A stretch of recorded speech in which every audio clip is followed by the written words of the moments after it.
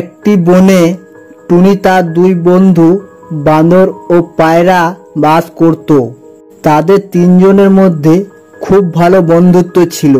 একদিন টুনি তার বন্ধুদের বলে, চো আজ আমরা বনের মধ্যে গিয়ে অনেক খাবার সংগ্রহ করে আনবো। চো চো। তারপর তারা বনের দিকে রওনা হয়। বনে গিয়ে তারা এদিকে ওদিকে ঘুরতে ঘুরতে হঠাৎ একটি অদ্ভুত গাছ দেখতে পায়।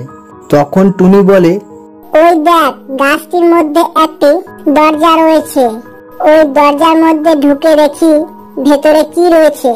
এই বলে টুনি গাছটির ভেতরে ঢুকে যায়। গিয়ে সে দেখে এটি একটি ভয়ঙ্কর ডাইনির ঘর। আর টুনিকে দেখে ডাইনি বেরিয়ে আসে, এসে বলে, আজ তো মেঘ না চাইতে জয়। তখন টুনি খুব ভয় পেয়ে যায়। আর ডাইনিটি তাকে ধরে একটি খাঁচার মধ্যে বন্দি করে দিয়ে বলে, তুই আজ এখানে থাক, আমি একটু ঘুরে আসি, তারপর তোকে খাবো। তখন টুনি খুব চিল্লাতে লাগে। তার বন্ধুরা সেটা শুনতে পেয়ে তাড়াতাড়ি সেখানে ঢুকে যায়। গিয়ে টুনিকে খাঁচা খুলে বের করে নিয়ে আসে। তারপর তারা ভয়ে সেখান থেকে চলে যায়।